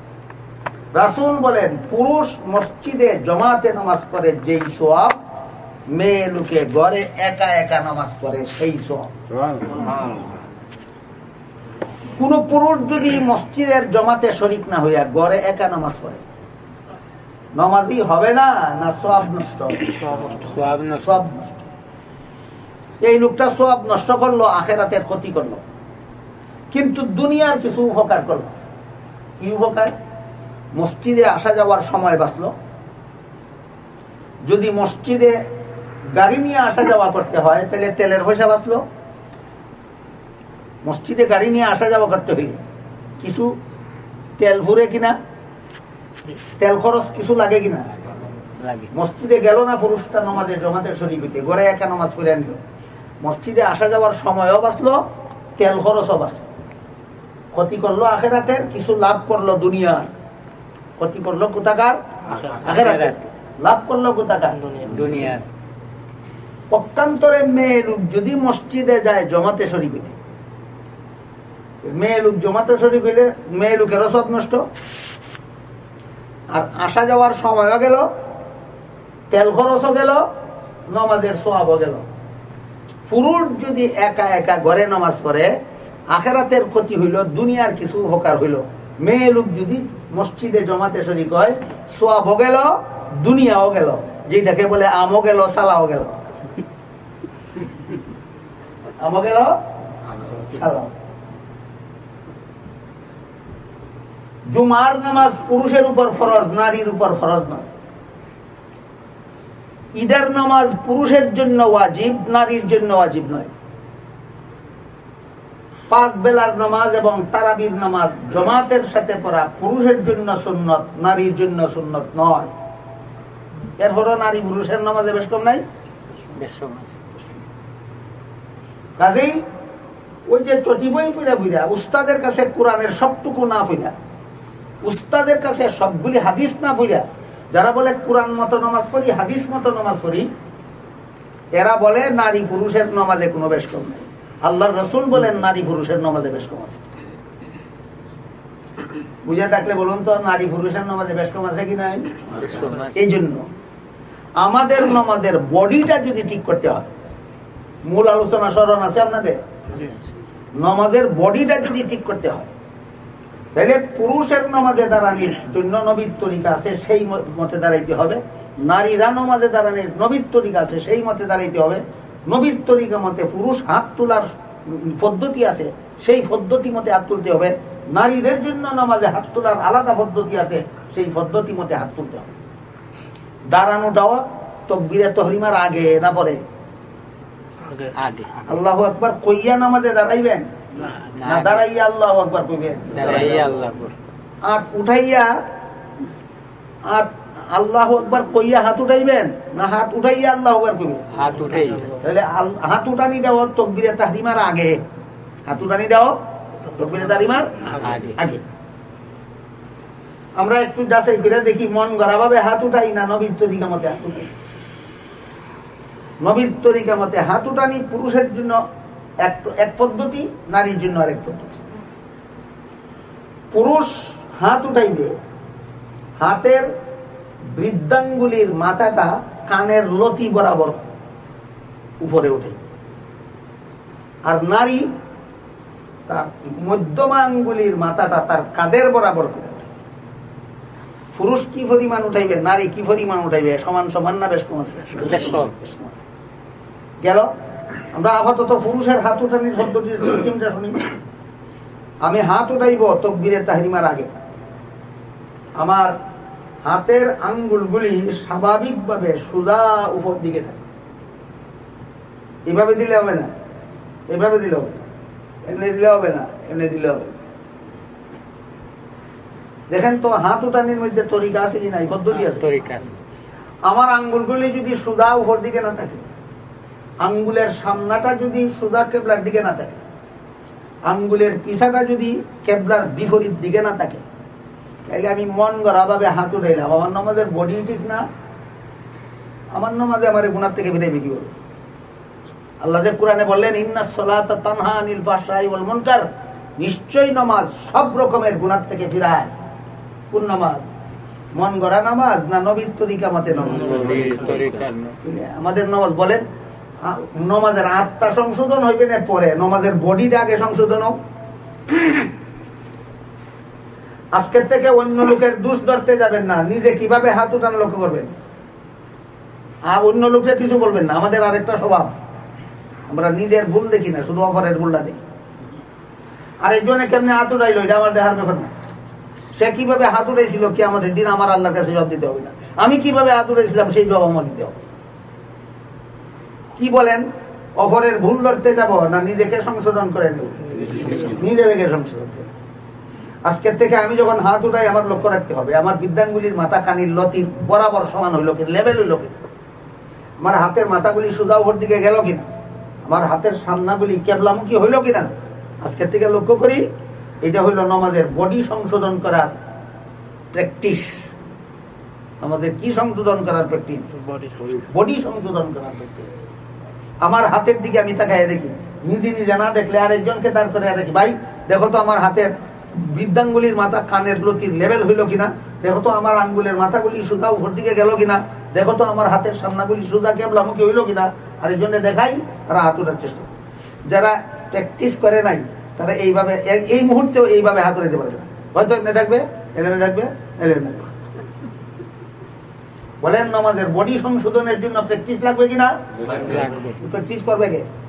আমার গৃহস্থির জন্য প্র্যাকটিস করতে রাজি আছি, ব্যবসার জন্য প্র্যাকটিস করতে রাজি আছি, চাকুরির জন্য প্র্যাকটিস করতে রাজি আছি, রুজি কামাই করার জন্য প্র্যাকটিস করতে রাজি আছি। আর যেই নামাজ হবে আমার জান্নাতের চাবি, এই নামাজ সংশোধনের জন্য প্র্যাকটিস করতে রাজি নই। এই মুসলমান অশান্তির সাগরে হাবুডুবু খাইবে যারা, এই মুসলমান শান্তি পাবে না কোথায়?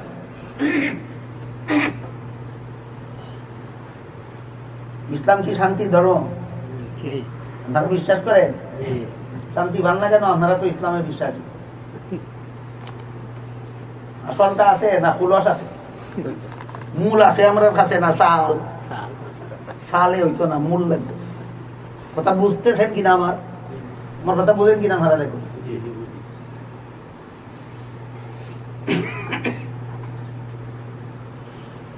এরপরে আসুন হাত উঠানোর পরে আল্লাহু আকবার বললাম। আমার অহংকারের দাবি কি ছিল? আমি বড়। অহংকারের দাবি কি ছিল? আমি বড়। আর তো নামাজ শুরু করলাম যে কথার দ্বারা, আল্লাহু আকবারের অর্থ কি? আল্লাহ। এই দেখেন নামাজের দ্বারা অহংকারের চিকিৎসাটা কিভাবে হয়। আমার অহংকারের দাবি ছিল আমি বড়, আর আমি নামাজ শুরুই করলাম আল্লাহ বড় বললে শুরু করলাম। আল্লাহ বড় আরম্ভ হইল অহংকারের চিকিৎসা। তারপর আল্লাহু আকবার বলে হাত বাঁধবেন কোথায়? হাত পুরুষরা 2 হাত নাভির নিচে বান্দা, সহিহ হাদিসের মধ্যে আছে। পুরুষরা 2 হাত নাভির নিচে বান্দা। কোন কোন হাদিসে সিনায় হাত বান্দার কথা আছে, সেই হাদিসগুলি সহিহ নয়।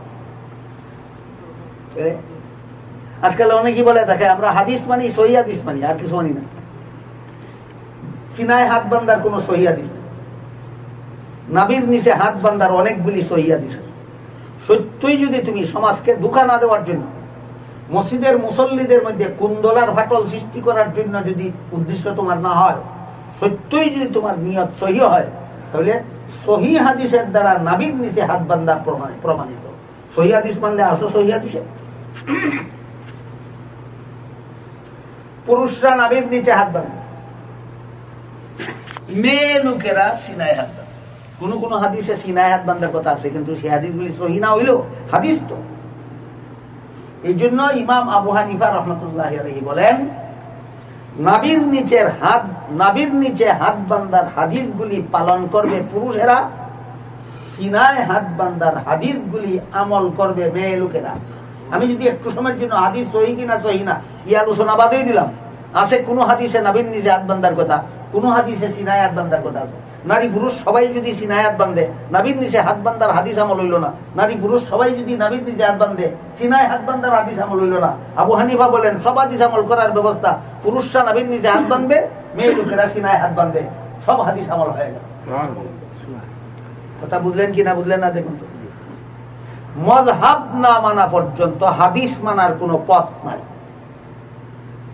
হাদিস মানার কোনো পথ নাই। মযহাব শব্দের অর্থই পথ। কিসের পথ? কোরআন হাদিস সঠিকভাবে মানার পথ। এই কথাটা অস্মরণ রাখুন। মযহাব শব্দের অর্থই পথ। কিসের পথ? কোরআন হাদিস সঠিকভাবে মানার পথ। এক হাদিসে আছে নাভির নিচে হাত বান্ধার কথা, এক হাদিসে আছে সিনায় হাত বান্ধার কথা। সবাই যদি সিনায় হাত বাঁধে, নাভির নিচে হাত বান্ধার কোনো পথ রইল না। আর সবাই যদি নাভির নিচে হাত বাঁধে, সিনায় হাত বান্ধার কোনো পথ রইল না। হানাফি মযহাব বলে উভয় হাদিস মানার পথ হইল, পুরুষরা নাভির নিচে বান্ধ, মেয়ে লোকেরা সিনায় বান্ধ, সব হাদিস মানার পথ হইল। এখন যদি আপনি বলেন হাদিস মানি মযহাব মানি না, খুব ভালো কথা, কোন হাদিস মানি না দেখাও। বুঝেন নাই কথাটা? তুমি তো মযহাব মানো না, হাদিস মানো।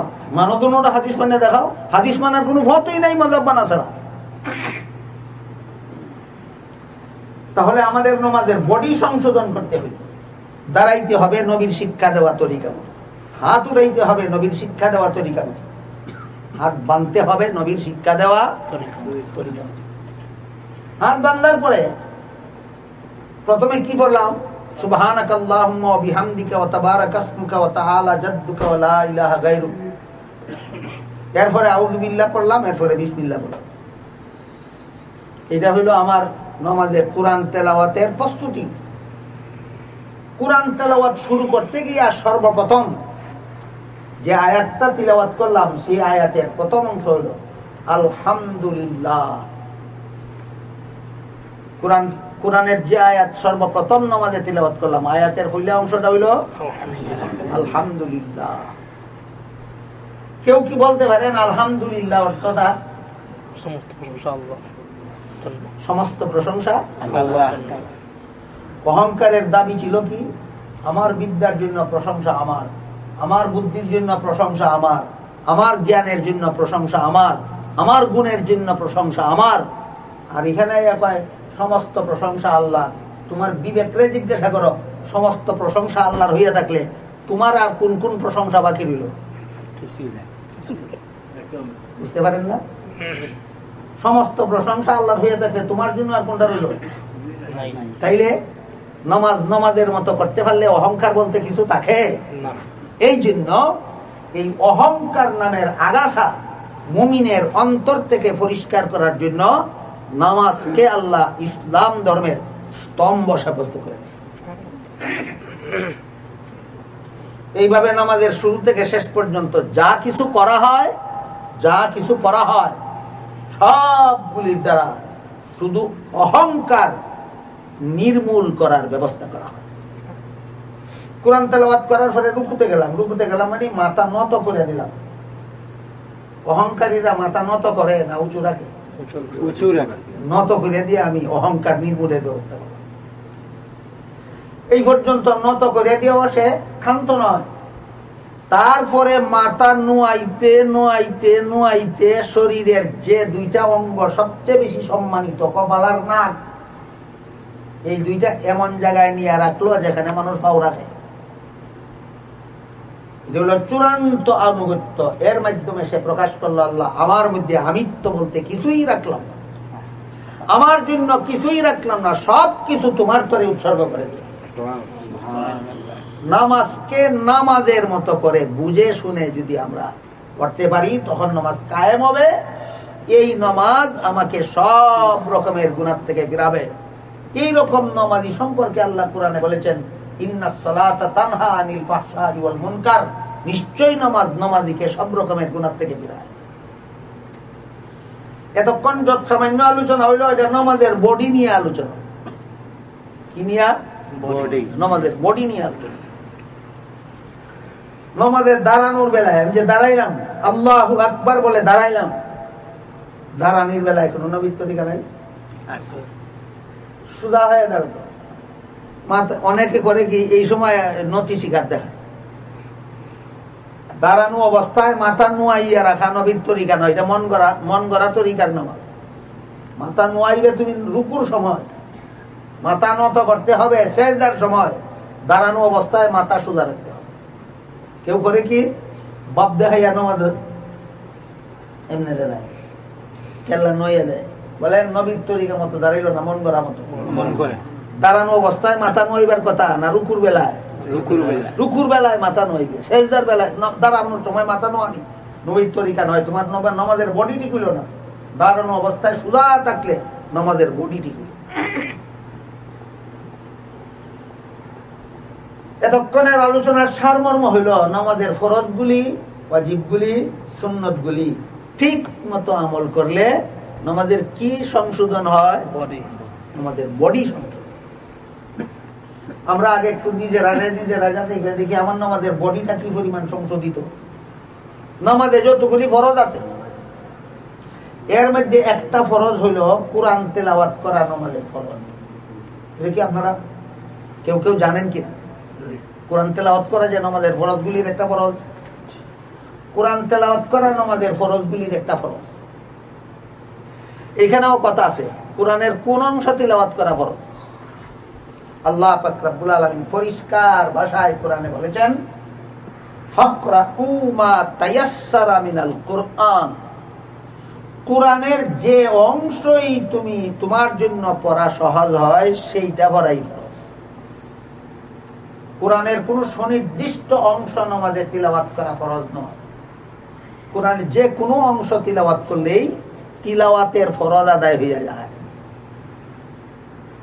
হ্যাঁ, সূরাতুল ফাতিহা পড়া ওয়াজিব। হাদিসের দ্বারা সূরাতুল ফাতিহা পড়া ওয়াজিব সাব্যস্ত হয়েছে, আর যে কোনো অংশ তিলাওয়াত করা ফরজ সাব্যস্ত হয়েছে। তাহলে কোরআনের যে কোনো অংশ তিলাওয়াত করা হইল ফরজ, আর সূরাতুল ফাতিহা পড়া হইল ওয়াজিব। এই সূরাতুল ফাতিহা কে পড়বে কে না, এটা নিয়ে হাদিসে বিভিন্ন রকমের আলোচনা। এক হাদিসে আল্লাহ রাসূল বলেন, লা সালাতা লিমান লাম ইয়াকরা বিফাতিহাতিল কিতাব, যে ব্যক্তি নামাজে সূরাতুল ফাতিহা পড়ল না তার নামাজ হইল না। এটা একটা। আরেক হাদিসে আল্লাহ রাসূল বলেন, যে ব্যক্তি নামাজে সূরাতুল ফাতিহা পড়ল না তার নামাজ পরিপূর্ণ হইল না। তাহলে দুই হাদিস একরকম। আগের হাদিসে বলেছেন নামাজ হইল না, পরের হাদিসে বলেছেন পরিপূর্ণ হইল। দুটো হাদিস এক সামনে নিয়ে ইমাম আবু হানিফা সিদ্ধান্ত নিয়েছেন এটা, যে যেহেতু পরবর্তী হাদিসে বলা হয়েছে পরিপূর্ণ হইল না, কাজেই দ্বিতীয় হাদিসটা প্রথম হাদিসের ব্যাখ্যা। যে হাদিসে রাসূল বলেছেন যে ব্যক্তি সূরাতুল ফাতিহা পড়ল না তার নামাজ হইল না, এই হাদিসের ব্যাখ্যা হইল দ্বিতীয় হাদিস, হইল না মানে পরিপূর্ণ হইল না, কারণ ওয়াজিব আদায় করল না। কাজেই সব হাদিসের দ্বারা সাব্যস্ত হইল সূরাতুল ফাতিহা পড়া ওয়াজিব। এখন কার জন্য ওয়াজিব? অন্য হাদিসে রাসূল করিম সাল্লাল্লাহু আলাইহি ওয়াসাল্লাম বলেন, মান কানা লাহু ইমামুন ফাকিরাআতুল ইমামে লাহু কিরাআতুন, যে ব্যক্তি ইমামের পিছনে নামাজ পড়বে তার পক্ষ থেকে সূরা কিরাত ইমামে পড়বে। যে ব্যক্তি ইমামের পিছনে নামাজ পড়বে তার পক্ষ থেকে সূরা কিরাত কে পড়বে? ইমামে পড়বে। তাহলে সূরা ফাতিহা পড়া ওয়াজিব কার জন্য? ইমামের জন্য, মুক্তাদির জন্য নয়। বরং মুক্তাদির বেলায় আল্লাহ কোরআনের আয়াতে বলেন, ইযা কুরিআল কুরআনু ফাসতামিউ লাহু ওয়া আনসিতু লাআল্লাকুম তুরহামুন। সমস্ত মুফাসসিরগণ এই আয়াতের ব্যাপারে একমত যে আয়াতটা আল্লাহ নাযিল করেছেন নামাজের ভিতরে কোরআন পড়ার ব্যাপারে। নামাজের ভিতরে কোরআন পড়ার ব্যাপারে আয়াত নাযিল করে আল্লাহ বলেন, নামাজের ভিতরে যখন কোরআন পড়া হয় কার মাধ্যমে? ইমামের মাধ্যমে। ফাসতামিউ লাহু, তখন তোমরা মনোযোগ দিয়ে শোনো। তোমরা কে? ইমাম না মুক্তাদিরা? তখন তোমরা মনোযোগ দিয়ে শোনো। ওয়া আনসিতু, এবং চুপ থাকো। তোমরা চুপ থাকো। পরিষ্কার? ইমাম পড়বে, মুক্তাদিরা চুপ চুপ থাকবে। কোরআনের নির্দেশ। ইমাম পড়বে, মুক্তাদিরা চুপ থাকবে। কোরআনের নির্দেশ। এখন যদি আপনি বলেন হাদিসে আছে সূরা ফাতিহা না পড়লে নামাজ হয় না, আমি হাদিস মতো নামাজ পড়ি, আরেকজন যদি বলে তুমি কোরআন বিরোধী নামাজ পড়ো, তখন কি জবাব দিবে? কথা বললেন কিনা দেখুন। আবারও তো তুমি অন্ধর হাতি দেখার মতো হাদিস শিখছো। একটা হাদিসে আল্লাহ রাসূল বলেছেন যে সূরাতুল ফাতিহা পড়বে না তার নামাজ হবে না, আর একটা হাদিসে যে রাসূল বলেছেন ইমামের পিছনে যারা নামাজ পড়ে তাদের পক্ষ থেকে সূরা কিরাত ইমামে পড়বে। তুমি একটা হাদিস গ্রহণ করলা আর একটা হাদিস বাদ দিলা, এটার নাম হাদিস মানা না হাদিস নিয়ে তামসা করা? তামসা।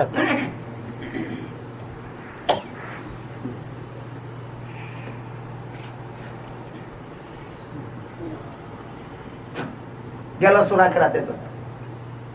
তাইলে নামাজের ভিতরে কোরআনের যে কোনো অংশ পড়া ফরজ মুক্তাদির জন্য না ইমাম এবং একা পড়নেওয়ালার জন্য?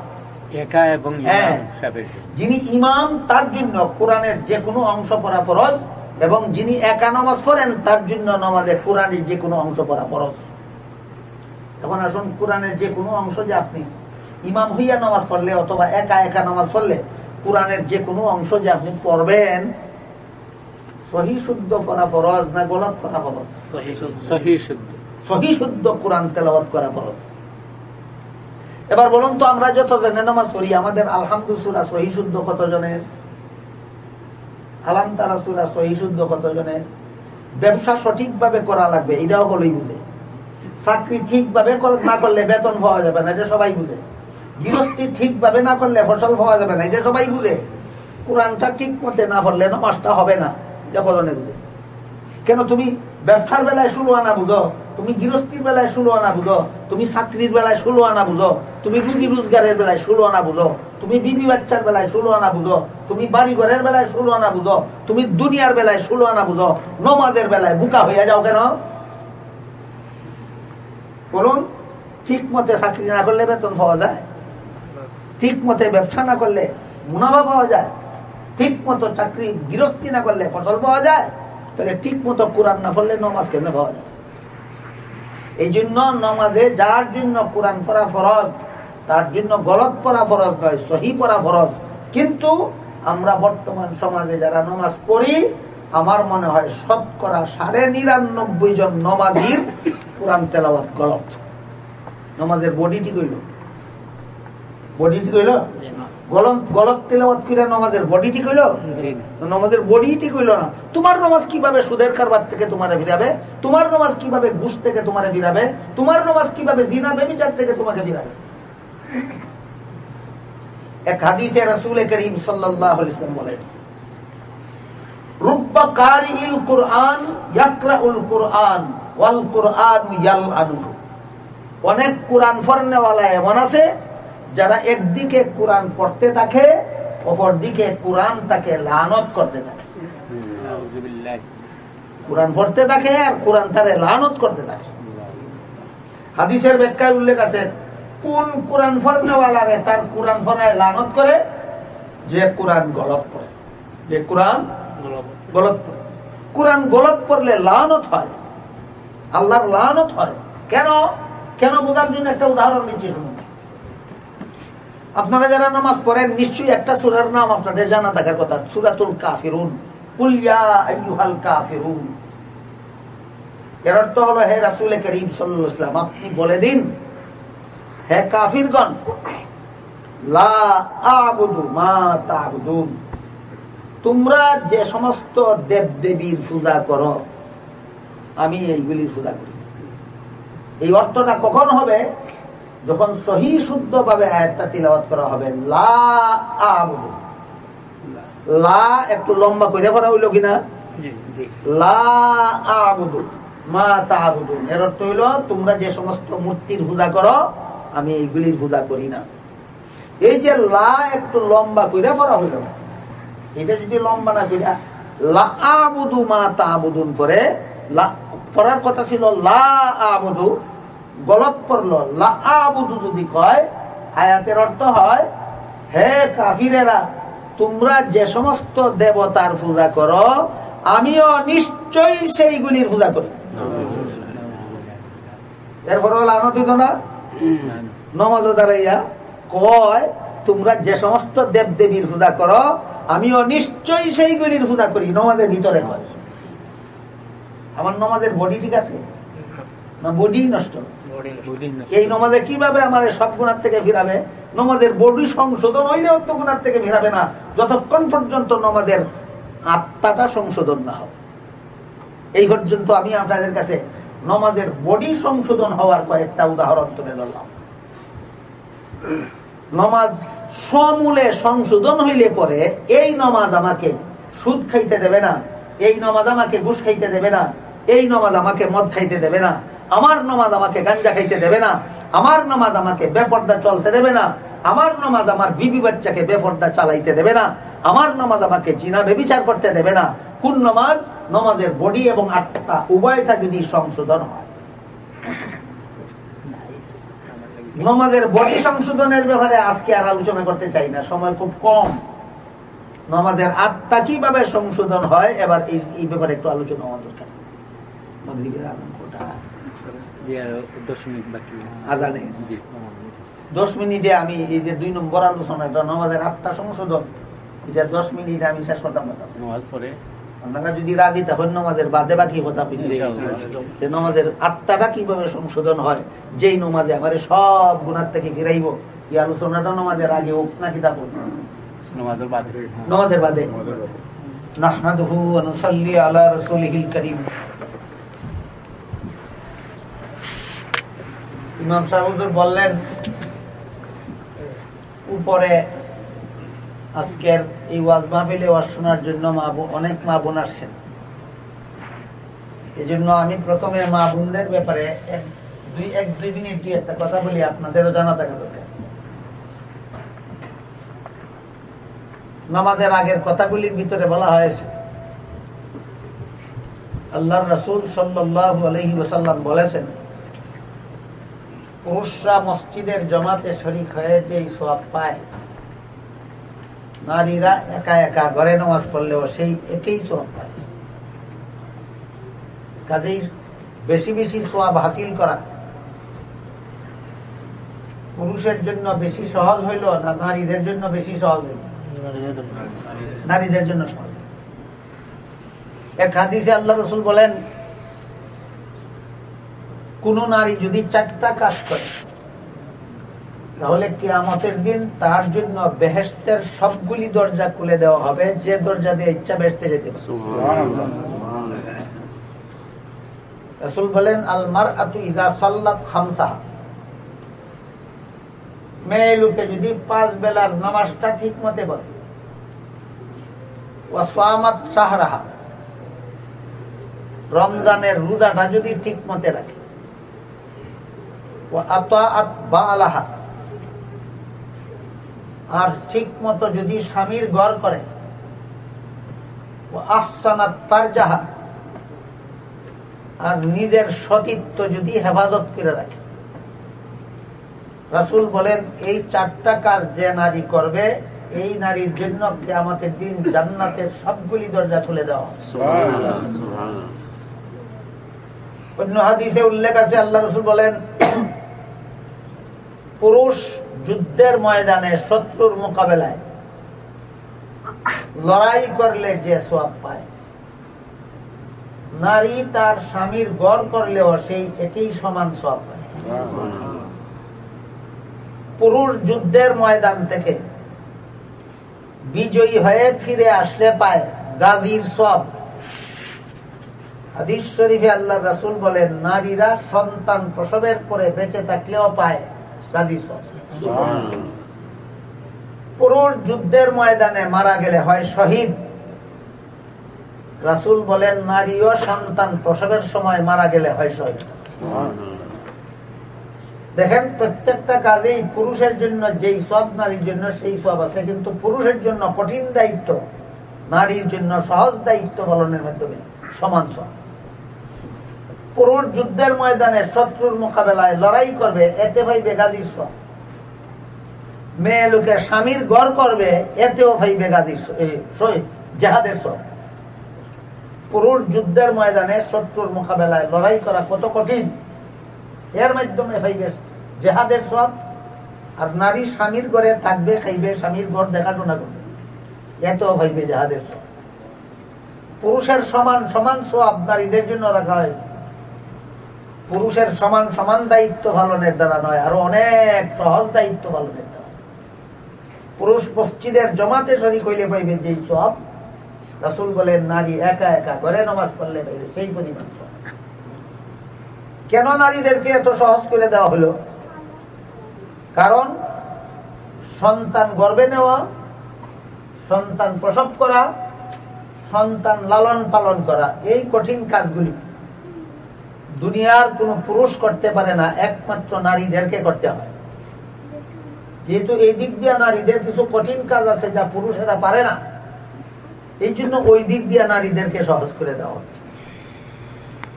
এই কথাটা আমাদের সকলের বোঝা দরকার। নারীর জীবনে এমন কিছু কঠিন কাজ আছে যেগুলি দুনিয়ার কোনো পুরুষে পারে না। সন্তান গর্ভে ধারণ করা খুব কঠিন কাজ, কষ্টের কাজ, দুনিয়ার কোনো পুরুষে পারে না। সন্তান প্রসব করা বড় কষ্টের কাজ, দুনিয়ার কোনো পুরুষে পারে না। সন্তান প্রসব করা বড় কষ্টের কাজ, দুনিয়ার কোনো পুরুষে পারে না। এগুলি নারীকেই করতে হয়। এই জন্য নারীকে কষ্ট করে মসজিদের জমাতে শরীক হওয়ার থেকে আল্লাহ মাফ করে দিয়েছে। এই জন্য নারীকে যুদ্ধের ময়দানে গিয়া শত্রুর মোকাবেলা লড়াই করার কঠিন দায়িত্ব থেকে রেহাই দিয়েছে। এই জন্য ওইখানে পুরুষ কঠিন দায়িত্ব পালন করে পাবে যে সব, নারী সহজ দায়িত্ব পালন করে পাবে সেই পরিমাণ। কাজেই নারী পুরুষ সবার জন্যই যেহেতু নামাজ আছে, পুরুষ পুরুষের ক্ষেত্রে নামাজ পড়বে, নারী নারীর ক্ষেত্রে নামাজ পড়বে, কিন্তু নামাজটা সবাইকে সঠিকভাবে পড়বে। মাগরিবের নামাজের আগ পর্যন্ত নামাজের বডি কিভাবে সঠিক হয় এর কিছু আলোচনা হয়। এখন নামাজের আত্মাটা কিভাবে সঠিক হয়, যে নামাজ আমাকে জগতের সব রকমের গুনাহ থেকে ফিরাবে, এটা নামাজের আত্মা সংশোধন। নামাজের আত্মা কোন জিনিসটার নাম? যতক্ষণ পর্যন্ত নামাজে থাকা হয় ততক্ষণ আল্লাহর ধ্যানে মগ্ন থাকার নাম নামাজের আত্মা। নামাজের ভিতরে আমি আল্লাহর ধ্যানে মগ্ন থাকবো, এই আল্লাহর ধ্যান মগ্নতাটা হইল নামাজের আত্মা। আমরা যারা নামাজ পড়ি, আমাদের আঙ্গুলে গোনার মতো কয়েকজন ছাড়া আর বাকি কোন নামাজির নামাজের আত্মা নাই। আমরা আত্মাবিহীন নামাজ পড়ি। নামাজ পড়ি আল্লাহর ধ্যানে মগ্ন থাকা অবস্থায় নয়, নামাজ পড়ি দোকানের ধ্যানে মগ্ন থাকা অবস্থায়, নামাজ পড়ি চাকুরির ধ্যানে মগ্ন থাকা অবস্থায়, নামাজ পড়ি সংসারের ধ্যানে মগ্ন থাকা অবস্থায়। যে ট্রেনিং ছাড়া এই অবস্থার কোনোদিন সংশোধন হবে। ট্রেনিংটা কি? এক হাদিসে আল্লাহ রাসূল শিক্ষা দিয়েছেন, সমস্ত ইবাদত সংশোধন করার প্রশিক্ষণ, ট্রেনিং। এক হাদিসে উল্লেখ আছে হযরত জিবরিল ফেরেশতা রাসূল করিম সাল্লাল্লাহু আলাইহি ওয়াসাল্লামকে জিজ্ঞাসা করেছিলেন নির্ভেজাল ইবাদত কোনটা? জবাবে রাসূল বলেন আনতা আবুদাল্লাহ কাআন্নাকা তারাহু ফাইন লাম তাকুন তারাহু ফাইন্নাহু ইয়ারাক। আল্লাহর ধ্যানে এমন ভাবে মগ্ন হয়ে আল্লাহর ইবাদত করবে যেন তুমি আল্লাহকে দেখতেছো, নির্ভেজাল ইবাদত। কিন্তু একদিনেই হঠাৎ করে মানুষ এইভাবে ইবাদতে আল্লাহর ধ্যানে মগ্ন হতে পারে না যতক্ষণ পর্যন্ত এর একটা প্র্যাকটিস না করে। এই প্র্যাকটিসটা কিভাবে করতে হবে তা শিক্ষা দিয়ে আল্লাহ রাসূল বলেন ফাইন লাম তাকুন তারাহু ফাইন্নাহু ইয়ারাক।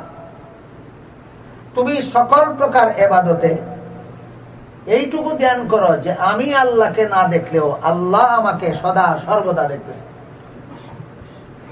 এখান থেকে মুফাসসিরিনে কেরাম তাফসীরের কিতাবে লেখেন নামাজি যখনই দেখবে মনটা তার নামাজে নাই তখনই ধ্যান করবে আল্লাহ আমাকে দেখতেছেন, মনটা নামাজে ফিরে চলে আসবে।